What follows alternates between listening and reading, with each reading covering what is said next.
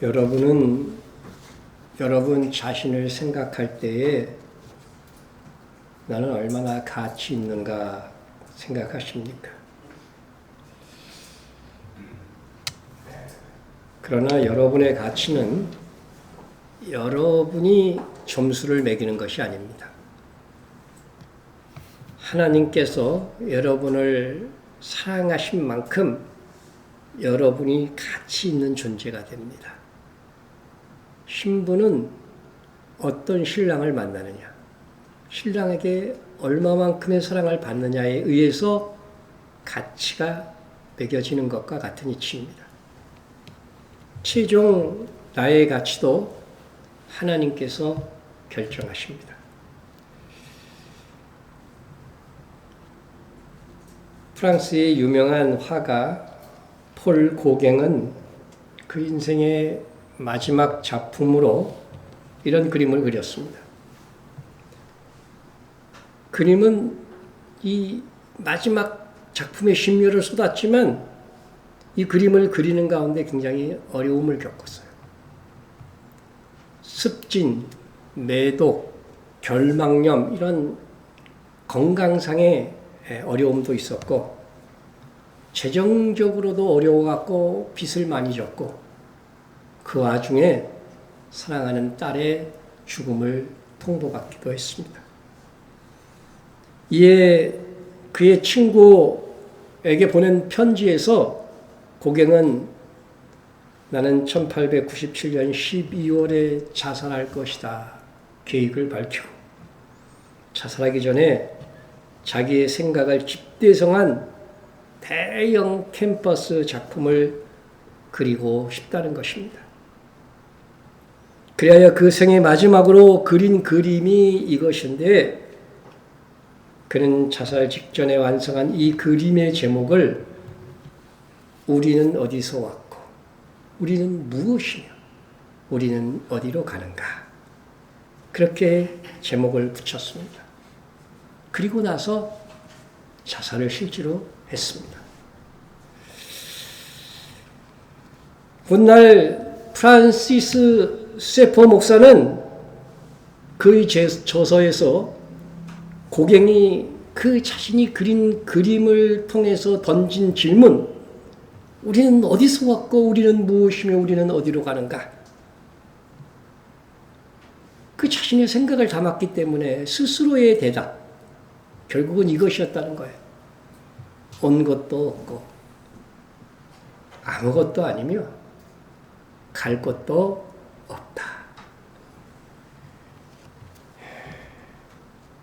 진화론의 가치관으로 보면 정말 인생은요, 온 것도 없고 또 뭘 하러 태어났는지 죽어서 갈 곳도 없습니다.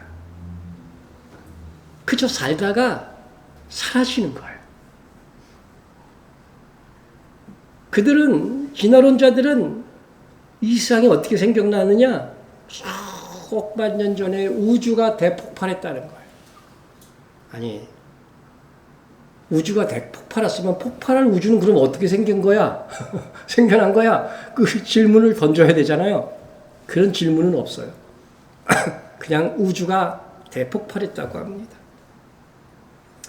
그러다가 우연히 바다에서 정말 눈에 보이지 않는 미생물이 생겨나고 그것이 플랑크톤이 되고 물고기로 막 진화하다가 어느 날 어느 때에 이 바다에 살던 물고기들이 미쳤는지 육지로 막 뛰쳐나온 거야.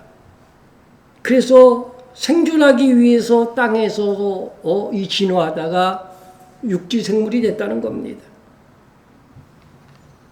그러다가 이렇게 저렇게 여러 동물로 발전 진화하다가 그 중에 원숭이가 사람이 되었다는 것이 진화론인데 여러분 이게 과학입니까? 우리 조상이 예예요, 예. 예입니다. 그런데 우리 인간이 무슨 가치가 있어요? 조상이 그건데. 그런데 사실은 우리의 조상은요, 더 거슬러 올라가 보면은 미생물이에요. 바다에서 나왔다니까. 더 올라가면은 우리의 조상은 뭐라고요? 우주 먼지입니다. 그것이 사실이라면 우리가 죽어서 어디로 간다는 거예요? 우주 먼지로 돌아갈 뿐이라는 것입니다. 일리노이 대학의 해부학 교수인 할리 먼세는 화학적으로 인간의 값어치를 이렇게 말합니다. 따져보면 사람은 커다란 대못 한 개의 분량의 철분이 나온대요. 사람 몸에서. 철분이 부족하신 분들은 작은 못 하나 드시고 그리고 여러 자루의 연필심을 만들 수 있는 것, 연필을 만드는 연필심을 만들 수 있는 탄소가 나온답니다.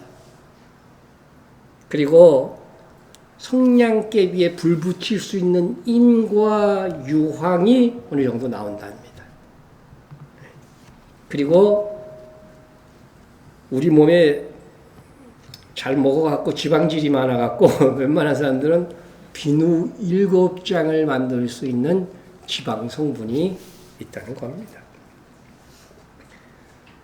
진화론에 의하면 영적 세계를 인정하지 않으니까 정말 사람은 이 정도밖에 가치가 없는 거고 그것도 죽고 나면 한 줌 흙으로 우주먼지로 돌아가는 겁니다. 정말 물리적으로 화학적으로 사람의 가치는 최종적으로 이렇게 한 줌 흙에 불과한 것일까? 이 인간의 가치에 대한 질문은 지나간 세기의 모든 예술, 철학자, 지혜자들이 물어왔던 질문입니다. 그럼에도 불구하고 속 시원한 답을 주지 못하고 있습니다.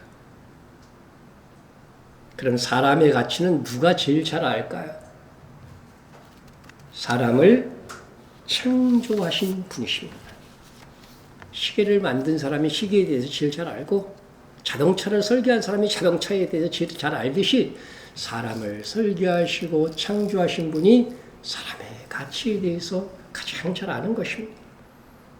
그래서 창조주 하나님을 믿는 우리는 세상의 석학들이 평생 생각하고 학문을 하고 철학을 연구해도 알 수 없는 사람의 가치, 나의 가치를 압니다. 그러므로 우리는 어디서 왔고 우리는 무엇이며 우리가 누구이며 어디로 가는가라고 하는 것은 창조주 하나님의 말씀인 성경을 통해서만이 정확하게 알 수 있는 것입니다. 특히 시편 8편은 사람의 가치, 우리의 가치, 나의 가치, 성도의 가치에 대하여 말씀합니다. 그리하여 우리가 얼마나 존귀한 자인지, 여러분 자기를 좀 사랑하세요. 이제 여러분이 얼마나 존귀한 자인지 오늘 말씀하고 있어요. 시편 8편은 1절과 마지막 절이 똑같아요. 여호와 우리 주여, 주의 이름이 온 땅에 어찌 그리 아름다운지요. 이런 형식을 수미 일관, 머리와 끝이 똑같다는 거예요. 하나님의 이름을 찬양하는 겁니다. 그래서 이 시편 8편을 분석해 보면은요, 결국 핵심, 여기 샌드위치 같은 거거든요. 샌드위치 빵이라면은 핵심에 뭐가 있어요? 사람의 비천함, 사람의 위대함, 비천한 인간임에도 불구하고 창조주 하나님으로 인하여 우리가 어떻게 됐다는 거예요? 위대해졌다는 거예요. 여러분들은 위대한 사람들입니다. 다시 한번 말할 테니까 다 아멘 하세요. 여러분들은 위대한 사람들입니다. 아멘. 기분 좋죠? 근데 그게 사실이야. 사실입니다. 고대에는 이런 샌드위치 방식으로 글을 썼기 때문에 설교를 준비할 때는요, 그 본문을 분석할 때 이런 방식으로 많이 분석을 합니다. 이렇게 처음과 끝을 창조주 하나님의 이름을 측량하는 형식은 우리 사람의 가치는 창조주 하나님께서 나온다는 것을 형식을 통해서도 넌지시 말하고 있는 거예요. 시인 다윗은 대자연의 아름다움과 장엄함 앞에서 먼저 창조주 하나님을 찬양합니다. 여호와 우리 주여, 주의 이름이 온 땅에 어찌 그리 아름다운지, 주의 영광이 하늘을 덮었나이다. 온 땅과 하늘 그 만물을 보면서 이를 창조하신 하나님을 찬양하고 있어. 여 주의 손가락으로 만드신 주의 하늘과 주께서 베풀어 두신 달과 별들을 내가 보니, 지금 보면서 찬양하고 있는 거죠. 그런데 하나님께서 창조하신 온 땅과 하늘을 보면서 그가 던진 질문이 하나 있었습니다. 사람이 무엇이기에 주께서 그를 생각하시고, 인자가 무엇이기에 주께서 그를 돌보시나이까. 시인은 주의 능력으로 만드신 하늘 그 가운데 베풀어 주신 한갓 이 달과 별을 보면서 사람이 무엇이기에 인자가 무엇이기에 하면서 질문을 던졌습니다. 제가 여러 번 얘기했지만 시포는 평행법, 한 문장 한 문장을 이렇게 반복하면서 같은 의미로 이렇게 강조를 하는 거죠. 그래서 사람이 무엇이기에 인자가 무엇이기에 이거는 같은 의미의 다른 표현입니다. 인자가 무엇이기에 시인은 하늘과 땅의 대자연의 장엄함을 보고 사람이 무엇이기에 인자가 무엇이기에라고 한 것은 대자연과 비교하여 사람은 참으로 왜소한 존재라고 느낀 것입니다. 사람이 무엇이기에 할 때의 원어에서 이 사람은요, 에노시입니다. 에노시. 이것은 약하다, 아프다, 그런 단어에서 이렇게 유래된 깨지기 쉬운 그릇이라는 뜻입니다. 인간은 본질적으로 약한 존재예요. 갈대와 같은 존재요. 꺼져가는 심지와 같은 존재입니다. 산에서 가갖고 잘못 알고 먹은 그 독버섯 하나 때문에 인간은 어떻게 돼요? 죽을 수도 있어요. 눈에도 안 보이는 그 미세 바이러스에 감염되어서 쓰러지고 심하면 죽습니다. 운전하다가요, 자칫 깜빡 졸기라도 하면, 그래서 핸들을 잘못 꺾으면요, 다치거나 죽을 수도 있어요. 그렇게 인간이 약해. 한순간에 그 분노를 참지 못해갖고 일을 망친 적이 여러분 있어요, 없어요? 온유에서 없나? 있을 것 같은 사람 중에 한두 사람입니다. 순간의 유혹에 일생 쌓아올린 명예를 잃을 수도 있습니다. 사람은 약하고 깨지기 쉬운 그릇입니다. 그리고 인자가 무엇이기에, 이 인자라고 하는 말은 무슨 뜻이에요? 벤 아담, 사람의 아들, 그런 뜻이죠. 원어로 들으면 아담의 아들이에요. 아담이 사람이라는 뜻이에요. 사람의 아들. 그런데 이 아담이라고 하는 단어 자체의 뜻은 뭐냐면요, 흙이 흙. 그러니까 벤 아담, 인자라는 말은요, 단어 뜻대로 말하면 흙의 아들이에요. 흙의 아들. 아무리 대단한 인생도 결국 육체의 가치로 보면은요, 한 줌 흙입니다. 저도 우리 아버님을 흙으로 돌려보냈습니다. 이제 돌아가신 지 20여 년이 지나다 보니 아버지를 가끔은 어쩌다 생각하지만 일상에서 거의 잊고 삽니다.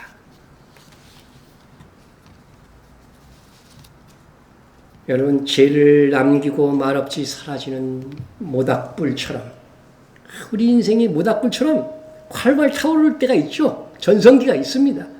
예? 누구에게나. 근데 대부분 여기 앉은 분들 보니까 조금 요 상태에 온 것 같아요. 언제 불을 있어서 그런 거예요. 조금 있으면 어떻게 되는지 아세요? 예. 저 숲속에 불빛만 보여. 그런 인생이야. 그러다가 결국은 어떻게 됩니까? 죄만 남는 인생. 불이 다 꺼지는 거죠. 제가 죽고서 100년이 지나면 저를 기억하여 추억하는 사람은 한 사람도 없을 겁니다. 그렇게 보면 인생은 얼마나 미약하고 작은 존재입니까? 오랜 유아기 유년을 거쳐 비로소 우리는 사람 구실을 할 수 있는 어른이 되었습니다. 그러나 우리는 여전히 자고 먹고 쉬는 일에 대부분의 시간을 보내고, 한번 보세요. 일하는 것도 먹고 살려고 하는 거니까. 예? 이를 통해 이루어 놓은 것은 별로 없고, 병들고 머지않아 늙게 되고 그렇게 가는 인생입니다. 이제 제 나이가 되고 보니 거동이 불편한 요양원에 있는 분들, 또 집에서라도 요양보호사의 도움으로 간신히 살아가고 있는 분들을 보면 남의 일 같지 않습니다. 나도 머지않았는데. 그런데 그 짧은 생도요, 나태와 무지, 그리고 죄악으로 자칫 후회와 실망이 가득하기가 쉽습니다. 지난 일주일도 한번 생각해 보세요. 예? 그 짧은 인생인데도 그때도 게으르고, 그때도 악한 생각 품고, 그런 게 인간이에요. 이렇게 연약한 질그새에 불과한 사람이기에, 사람이 무엇이기에, 인자가 무엇이기에 라는 질문은 우리가 반드시 해야 될 질문입니다. 인생을 바로 알기 위해서는 피해서는 안 될 질문입니다. 그런데 이 질문을 누구에게 들고 가느냐가 더 중요합니다. 작년 초에 TVN에서 토요일, 일요일 방영한 별들에게 물어봐 라는 드라마가 있었습니다. 그런데 이 별들에게 물어봐는요, 오래전부터 유행했던 그런 말입니다. 이 세상에 알지 못할 일을 어차피 모른다는 거죠. 누구한테 물어봐도. 예? 그러니까 그거 너무 씨름하지 말고 누구에게 물어보라고? 별들에게 물어봐. 알지 못할 일을 가볍게 농담조로 흘려버리라고 하는 의미입니다. 그런데 시인 다윗은 별들을 바라보고 있었지만 별들에게 질문하지 않았습니다. 창조주 하나님께 경의의 찬송으로 사람이 무엇이기에 인자가 무엇이기라고 찬양했습니다.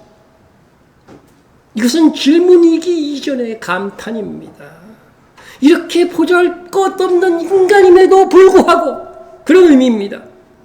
하늘의 달과 별, 그 놀라운 창조세계에 비추어 사람은 정말 깨지기 쉬운 그릇이며 한 줌 흙에 불과한 존재인데 어찌 하나님께서 그들을 돌보며 생각하여 주시나이까? 여기서 주께서 생각하시며 돌보시나이까? 이 동사는요, 미완료형입니다. 완료가 없다는 의미예요. 그러니까 하나님은 지속적으로 우리를 우리의 삶 속에서 생각해 주시고 늘 우리가 어려움에 처할 때는 돌보아 주시는 하나님이시다. 그런 의미인 것입니다. 여러분, 많은 죄로 이 시간도 사람들이 죽습니다. 지금 세계 곳곳에는 살육과 끝나지 모르는 그런 전쟁이 계속되고 있어요. 여러분, 아프리카들은 막 무시해서 그렇죠. 거기서 계속 전쟁이 일어나는데 곳곳에서 일어나는 전쟁은요, 보도도 잘 안 됩니다. 태풍과 지진 속에 많은 이들이 죽고 고통을 당하고 있습니다. 죄 없는 사람들이 무고히 죽고 고통을 당하는 듯이 보입니다. 불신자들은 이런 상황을 보면서 하나님께서 계신다면 어찌 이런 일들이 일어날 수 있는가 탄식합니다. 이런 비극이 일어난다고 하는 것은 신이 존재하지 않거나 만약 존재한다 해도 그 신은 선하지 않은 신이라고 말하는 것입니다. 그러나 시인이 말하는 대로 사람은 하나님께 잊혀진 존재가 아닙니다. 하나님은 우리 한 사람 한 사람에게 무한한 가치를 두고 관심을 갖고 계신 분이십니다. 늘 나를 위해 생각하시며 돌보고 계신 분이에요. 하나님은 우리를 사랑하시되 아들의 핏값을 치르며 어떤 일이 있어도 끝까지 변함없이 사랑하기로 청하신 하나님이십니다. 예? 여러분, 하나님께서 왜 사람을 창조하셨나요? 왜 창조하신 것 같아요? 그것은 사람의 창조 과정을 보면 알게 됩니다. 다른 모든 피조물은요, 말씀으로 창조하셨어요. 그런데 사람은 달랐습니다. 하나님이 이르시되 우리의 형상을 따라 우리의 모양대로 우리가 사람을 만들고 그들로 바다의 물고기와 하늘의 새와 가축과 온 땅과 땅에 기는 모든 것을 다스리게 하자 하시고, 여러분, 하나님께서 말씀으로 만물을 창조하시고 이제 맨 마지막에 사람을 창조하시기 직전에 삼위 하나님께서 모여서 의논하셨어요. 천지의 이 만물들은요, 의논은 없었어요. 그냥 말씀으로 창조했어요. 그런데 이 사람만은요, 아주 하나님께서도 긴장하셔갖고요, 의논을 하셨어요. 하나님의 창조의 최대 관심사는 사람이었기 때문에 그렇습니다. 이 하나님 간의 논의는 우리의 형상을 따라 우리의 모양대로 우리가 사람을 만들자는 것이었습니다. 여러분, 이것이 무슨 의미예요? 우리의 형상, 우리의 모양대로 사람을 만들자는 그 의미를 알아야 돼요, 여러분. 여러분, 강아지와 의사소통이 잘 됩니까? 저는 잘 돼요. 그러시는 분이라 할지라도 강아지와 인생 상담이 가능하십니까? 네? 내 고민 얘기하면 강아지가 듣고서 괴롭겠네요. 이렇게 하십니까? 네?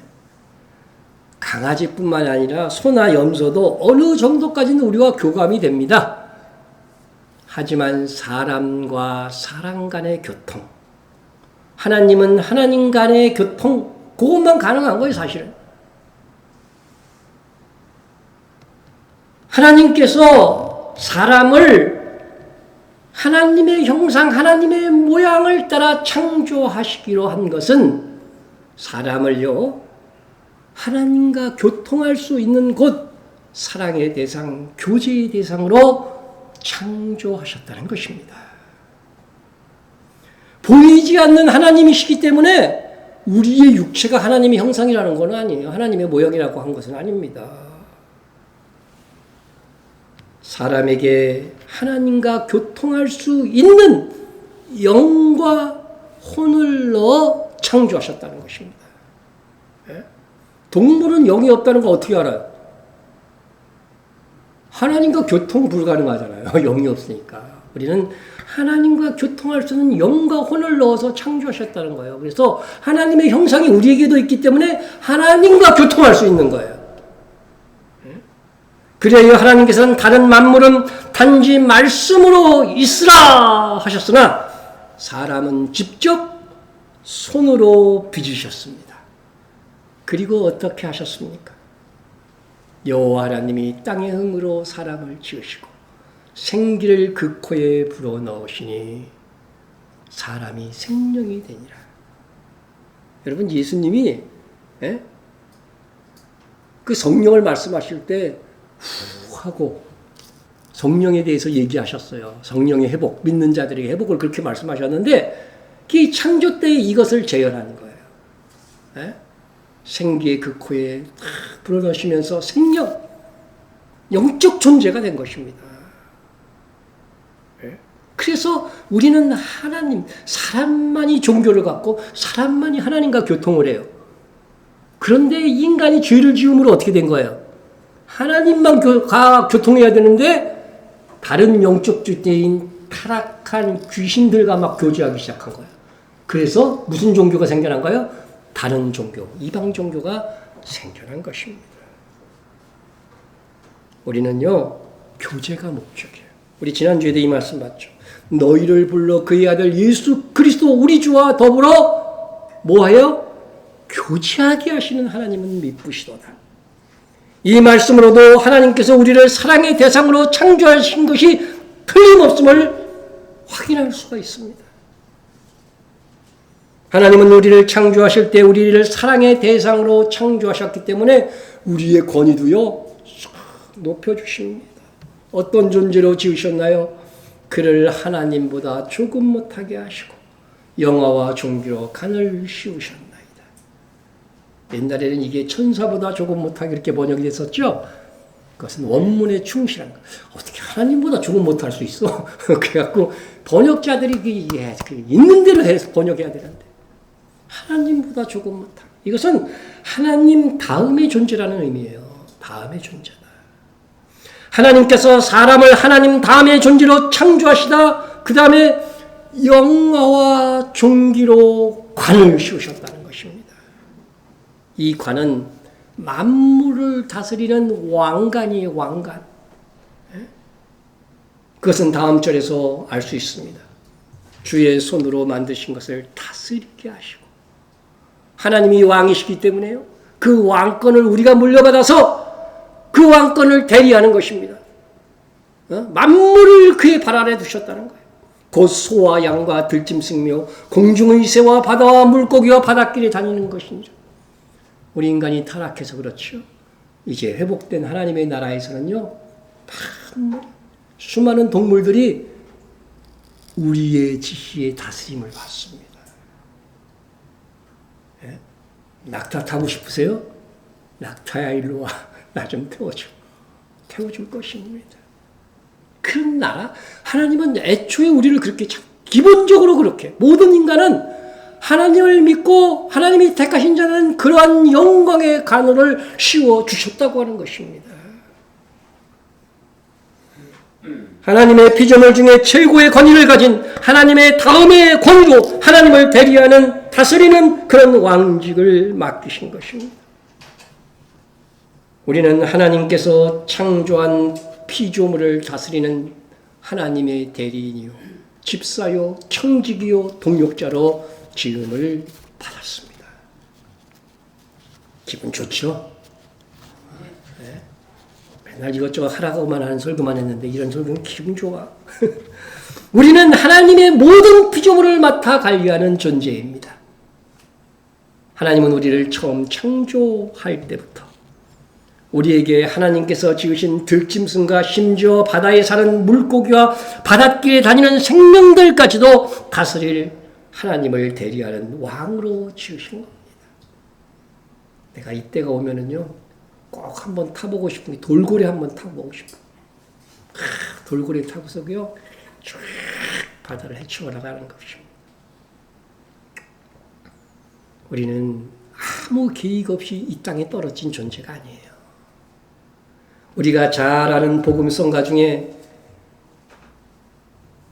아주 먼 옛날 하늘에서는 당신을 향한 계획이 있었죠. 여러분을 향한 계획이 있었다니까. 성경에 나와 있잖아요. 여러분 한 사람 한 사람에 대한 하나님의 계획이 있었어요. 이 세상 그 무엇보다 귀하게 창조되었는데 이 가사 기가 막힙니다. 나의 손으로 창조하였노라. 다른 만물들은 말씀으로 창조했잖아요. 그런데 우리만은 사람만은 하나님의 손으로 창조하시고 생기를 불어넣어 주시기까지 하셨습니다. 우리는 하나님의 아무 계획 없이 세상에 던져진 존재가 아닙니다. 사람에게 맡겨진 사명이 있습니다. 만물을 다스릴 왕권을 행사하는 일입니다. 우리는 주님이 다시 오심으로 영원한 하나님의 나라에서 이 영광의 직분을 완벽하게 수행하게 될 것입니다. 그러니 우리의 직분이 얼마나 귀합니까? 하나님의 형상을 따라 지음받은 존재 중에 사람 외에 또 누가 있을까요? 하나님의 형상을 따라 지음받은 존재. 하나님과 교통이 가능한 존재. 누가 있어요? 성경에 보면 나와요. 사람 말고 또 어떤 존재가 있어요? 어떤 생명체가 있어요? 그렇죠. 천사입니다. 천사. 그러면 하나님께서 창조하실 때 천사와 사람 중에 누구를 더 귀한 존재로 창조하셨을까요? 사람과 천사 중에 누가 더 귀해? 사람이죠. 사람. 천사의 창조 목적이 뭐냐면요. 하나님께서 이 창조하실 천사의 창조 목적은 모든 천사들은 섬기는 영으로서 구원받을 상속자들을 위하여 섬기라고 보내심이 아니냐. 여러분, 섬기는 자가 큽니까? 섬김을 받는 자가 큰 자입니까? 예수님께서도 이런 질문을 하셨죠. 당연하죠. 섬김을 받는 자가 큰 자 아닙니까? 천사보다 우리를 더 큰 권위로 우리를 창조하셨습니다. 최종적으로 가면은요, 이 천사들의 능력은 우리보다 더 있어. 그러니까 그 천사들의 능력으로 우리는 섬김을 받게 될 것입니다. 그러므로 천사보다 사람이 귀합니다. 자, 우리의 귀한 이 가치는 우리가 하나님의 자녀라는 것에서 드러납니다. 특히 믿음의 사람은요, 하나님의 사랑받는 자녀로 부르심을 받았다는 것 자체로 귀합니다. 귀한 집 자녀라는 말을 하죠. 우리는 정말 하나님의 자녀니까 귀한 집의 중에서도 최고로 귀한 집 자녀예요.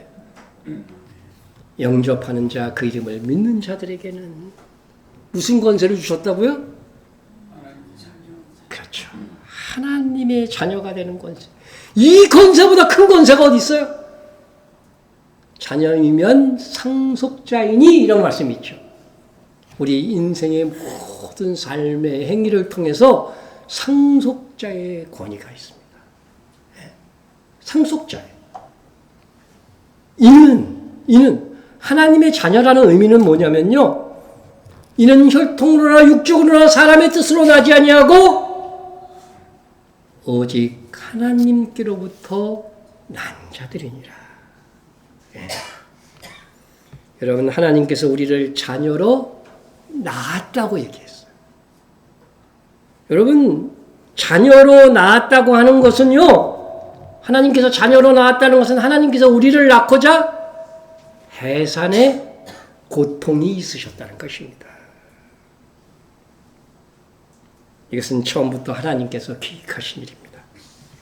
하나님께서 우리를 자녀로 낳기 위한 해산의 고통은 무엇이었습니까? 무엇이었을까요?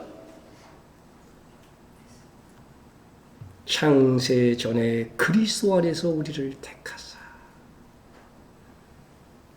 그리스도 안에서 택했다고 하는 것이 이것이 바로 하나님의 해산의 고통이에요.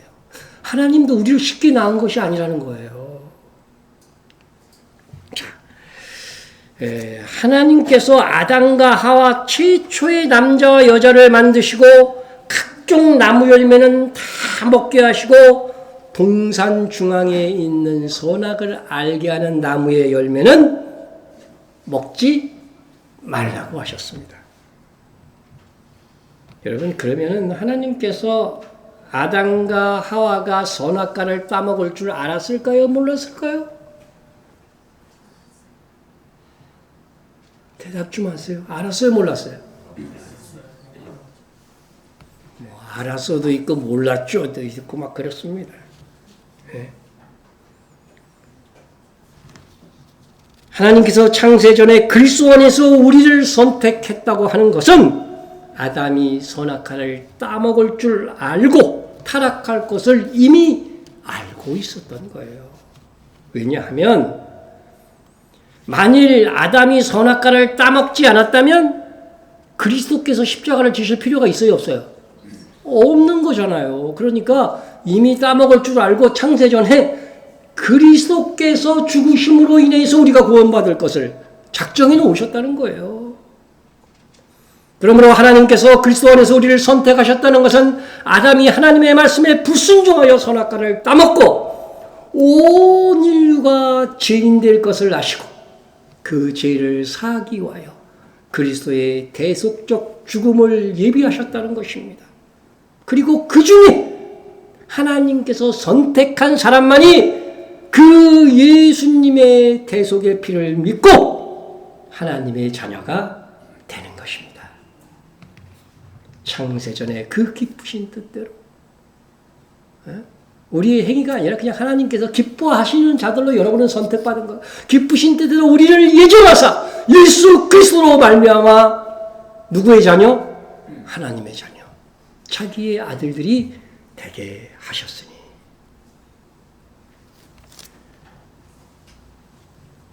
그럼 왜 하나님께서 선악과를 따먹을 줄 알고도 선악과를 만들어 인류로 죄악에 물들게 하신 것일까? 이 질문을 던져봐야지. 하나님은 쉽게 하나님의 백성을 선택하여 자기 자녀, 자기 백성으로 삼고자 하지 않으셨습니다. 왜냐하면 하나님은 사랑이시기 때문입니다. 가장 사랑하는 자녀로서 낳고자 했던 거예요.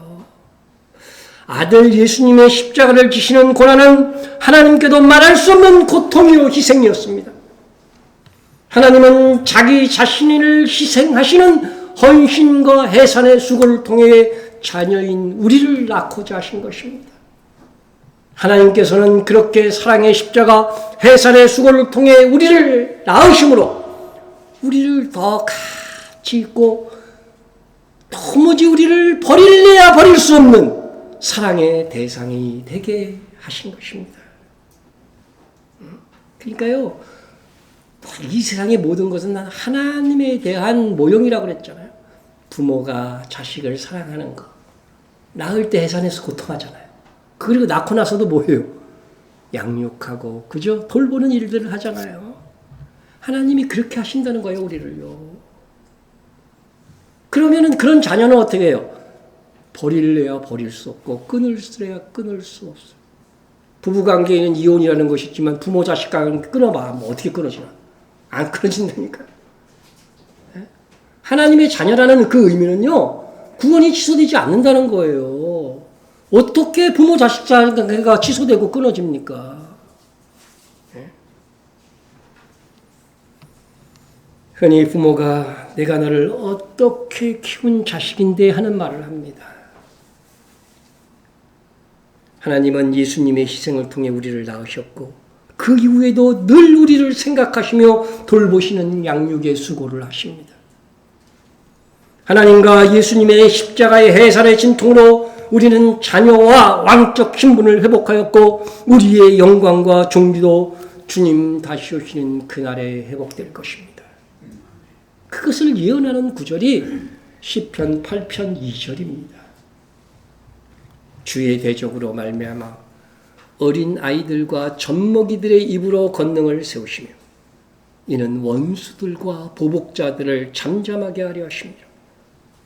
여러분, 이 시편의 흐름에 시편 8편 2절은요 좀 생뚱맞은 것 같지 않아요? 왜 이런 구절이 들어가 있지? 인간의 가치를 높이고 하나님의 다스림과 사람의 다스림을 말씀하고 주 이름을 높이는 과정 속에서 왜 이 구절이 들어가 있는 것입니까? 여기서 어린아이와 젖먹이들은 예수님께서도 어린아이와 같지 않으면 천국에 들어올 수 없다고 한 것처럼 참으로 겸손하고 순전한 믿음을 가진 자들, 의인들을 가리킨다 하겠습니다. 그런데요, 이 말씀은 예언입니다. 예언이에요. 예언이 되어 문자 그대로 성취가 됩니다. 예수님께서 하나님의 해산의 수고에 해당하는 사건 십자가를 이제 지시고자 예루살렘에 입성하실 때 이 예언이 이루어졌습니다. 나귀와 나귀 새끼를 끌고 와서 자기들의 겉옷을 그 위에 얹으매 예수께서 그 위에 타시니 무리의 대다수는 그들의 겉옷을 길에서 펴고 다른 이들은 나뭇가지를 베어 길에 펴고 앞에서 가고 뒤에서 따르는 무리가 소리 높여 이르되 호산나 다윗의 자손이여 찬송하리로다 주의 이름으로 오시는 이여 가장 높은 곳에서 호산나더라. 여러분 나귀를 타고 이렇게 예수님이 입성하실 때 다윗의 자손이여 한 것은 예수님을 뭐라고 부른 거예요? 왕이라는 거예요. 왕이라는 거예요. 예? 겉옷을 자기들의 겉을 벗고 겉옷이 부드러우니까 나뭇가지를 엮어서 예수님이 나귀 타고 그 예루살렘으로 입성하는 그 길을 이렇게 딱 예비하고 있는 겁니다. 여기에 있는 이 무리들이 시편 8편 2절에 예언된 주의 왕의 권능을 세운 젖먹이와 어린아이들이었습니다. 그리고 실제적으로 여기에는 아주 어린아이들이 많이 있었습니다. 그런데도 놀랍게 시편 8편 1절에 예언된 주의 대적들은 누구였는지 아세요? 대제사장들과 서기관이었습니다. 그들은 성경을 너무나도 잘 아는 사람들이었습니다. 그래서 그리스도께서 예루살렘을 나귀를 타고 입성할 때에 주의 이름으로 오시는 이여 이러한 장면이요 구약성경 시편 118편에 예언되어 있다니까요. 예? 이러한 축복을 받으면서 예루살렘으로 우리의 왕 그리스도가 입성할 것이다. 이 성경의 예언을 알고 있는 사람들이에요. 그런데 지금 예수님께서 예루살렘에 입성하는 장면이 꼭 그 예언이 이루어지는 장면같이 보이는 겁니다. 그래서 주의 대적들은 그 예언이 이루어지는 것 같아서 신경질이 나요. 화가 치밉니다. 급기야 그래서 예수님께 막 소리를 지릅니다.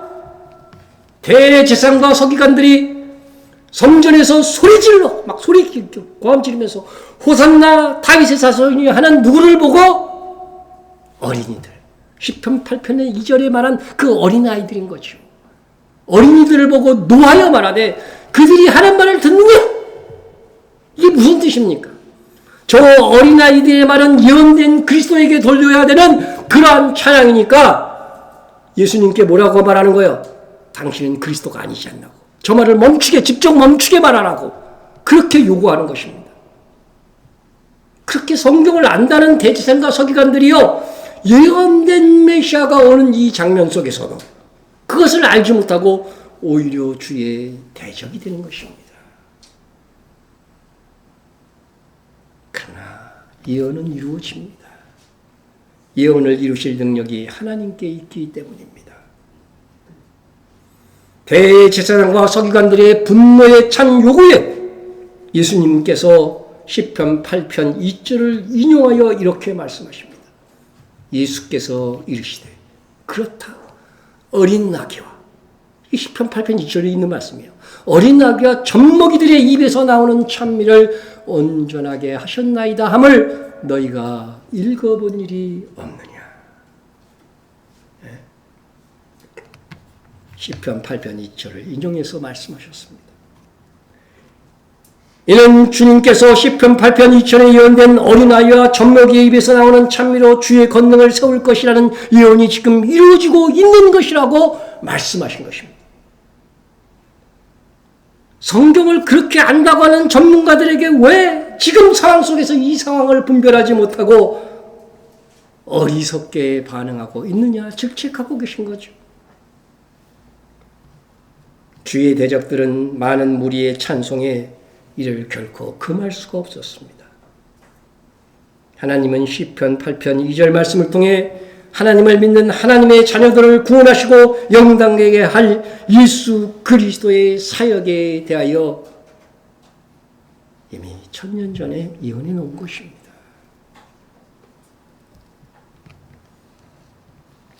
사람이 누구인지 사람 스스로는 알 수 없습니다. 어디서 와서 무엇을 하다가 어디로 가야 하는지도 모릅니다. 그러나 우리를 지으신 하나님의 창조 목적을 보아야 합니다.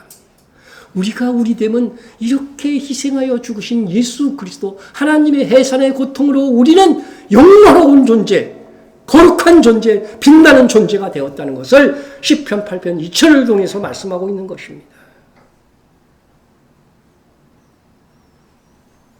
인생의 가치, 인생의 목적은 우리는 단순하게 이렇게 말씀을 통해서 우리가 알 수 있지만 세상 사람들은 알아요, 몰라요? 몰라요. 그러니까 우울증에 빠지고 좌절하는 것입니다. 아무리 연구하고 학문을 배워도 모릅니다. 그런데 우리가 우리의 가치와 존귀함을 알게 되었으니 하나님의 은혜입니다. 여호와께서 사람의 걸음을 정하시고 그의 길을 기뻐하시나요? 우리는 누구도 아무 의미 없이 태어나지 않았습니다. 하나님께서 우리가 살아갈 걸음걸음을 정하시고 우리가 그 길로 갈 때에 기뻐하셔요. 하나님께서 우리를 향한, 나를 향한 하나님의 계획을 우리 삶 가운데 보이실 것입니다. 믿는 자는 그래서 성령의 감화 감동이 있는 거예요. 여러분은 주신길 교회에서 주님이 분부하신 일에 마음을 같이하며 기도하며 서로 돕고 사랑하기로 하나님께서 정하셨기에 여기에 우리가 있는 것입니다. 이를 선히 받아들이고 주와 동행하는 여러분이 되시기를 축원합니다. 그러할 때에 하나님께서 주신 사람의 가치에 하늘의 상을 더해갈 수 있어요. 우리의 가치는 하나님께서 사람에게 주신 기본 가치가 있어요. 만물을 다스리는 그런 가치. 믿는 사람은 다 이 자리에 오를 것입니다. 그런데 거기에 더할 수 있는 것은 뭐예요? 우리의 삶으로 더 풍성하게 할 수 있습니다. 한때 TV 장수 프로그램 중에 진품, 명품 프로가 있었습니다. 사람들이 집에 보관하던 갑오나 골동품을 다 가지고 나와가지고서 감정을 해줍니다. 예? 분위기를 띄기 위해 개그여행 같은 게스트들이 나와갖고 내가 보기엔 이거 얼마 정도 될 것 같아. 그 가격을 다 적습니다. 나중에 보면 어처구니 없이 높거나 낮게 쓰는 경우가 나옵니다. 진짜 값어치는 전문가에 의해서 판단되는데 전광판에 숫자들이 번쩍이다가 어떻게 해요? 값을 딱 보여줍니다. 게스트들이 매긴 값은 의미가 없습니다. 전문가들이 매긴 것이 진짜 가치입니다. 사람이 보기에 세상이 보는 사람의 가치는 별 것이 아닐지도 모릅니다. 그러나 에베소서 5장 2절에 하나님께서는 우리를 위해서 가장 귀한 가장 사랑하시는 독생자 예수 그리스도를 내어주사 우리의 희생 제물이 되게 하셨다는 것입니다. 이것이 성경이 말해주는 사람의 가치예요.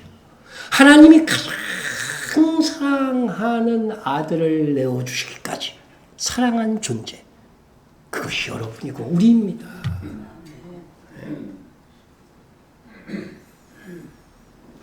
시인 다윗은 사람이 무엇이기에 주께서 그를 생각하시며 인자가 무엇이기에 주께서 그를 돌보시나이까 라고 하였는데 하나님께서는 언제나 우리를 생각하시며 돌보십니다.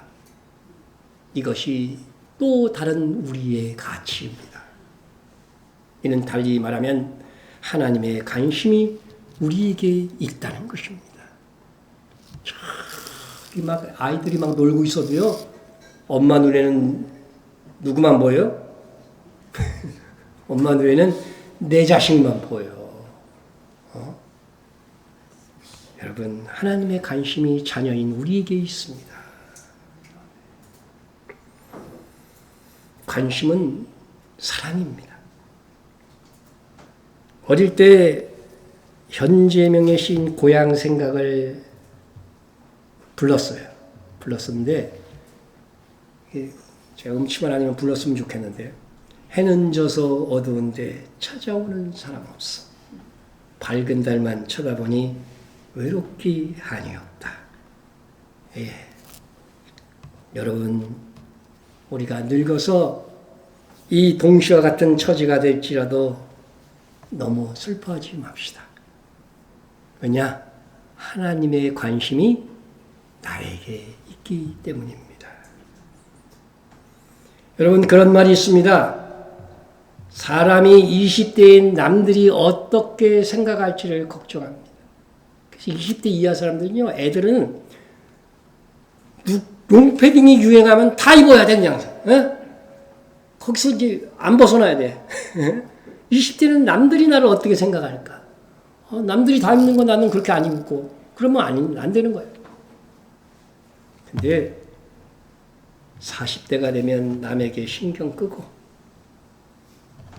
60대에 들어서면 사람들이 자신을 생각조차 하지 않는다는 것을 깨닫게 된다. 사람들이 어떻게 생각할까 봐 막 고민해요. 젊었을 때는. 근데 나중에 다 보니까 나를 그렇게 생각하는 사람은 없어. 좋게든 나쁘게든. 그냥 잊고 살다가 어쩌다 한마디 하는 거야. 근데 60대에 들어서도 남들이 어떻게 생각할지를 걱정하고 있다면 아직 성숙하지 못해서 그런 겁니다. 60대인데 정신연령은 20대인 거지. 정작 우리 일생을 통해서 나에게 변함없이 지속적인 관심을 가지고 계신 분은 하나님이십니다. 여러분, 힘들고 때로는 외로울 때마다 이 사실을 기억하며 힘을 얻으시기 바랍니다. 나는 하나님께서, 그리스도께서 죽기까지 사랑하는 하나님의 자녀다. 또한 내 일생 하나님께서 작정해 주시고 나를 생각하시면서 돌보아 주시는 하나님의 자녀다. 무력하고 매일 삶에 의미가 없어 보일 때도 나를 만물을 다스릴 책임자로 만드신 하나님의 뜻을 생각하면서 소망을 회복하시길 바랍니다. 그뿐 아니라 우리는 이에서 얼마든지 우리의 가치를 더할 기회가 남아있어요. 나중에 10골 다 쓸 것이냐, 2골 다 쓸 것이냐, 5골 다스릴 것이냐, 10골까지 다스리게 될 것이냐. 내 가치를 높일 기회가 그 기회를 주시기 위해 우리의 인생이 있는 것입니다. 기도함으로 오늘도 예배 드리잖아요. 이거 하나님을 기쁘시게 하는 행위거든요. 예배 드림으로 또 하나님이 기뻐하시는 선교에 동참함으로 힘이 되는 데까지 헌신함으로 하나님께서 주신 존귀한 자녀로서의 기본 가치, 더욱 영광된 가치를 더하여 쌓아갈 수 있습니다. 나는 창세전에 그리스도 안에서 포기하지 않는 사랑의 대상으로 창조된 하나님의 자녀라는 자부심으로 사시기 바랍니다. 나는 하나님께 그 무엇으로도 살 수 없고 그 무엇으로도 바꿀 수 없는 그리스도의 피로 살 만큼 가치 있는 존재임을 마음에 새기십시오. 이러한 자기 확신으로 살 때 우리를 창조하신 하나님께서도 우리에게 박수를 보내시며 기뻐하실 것입니다. 우리는 존귀한 하나님의 자녀입니다.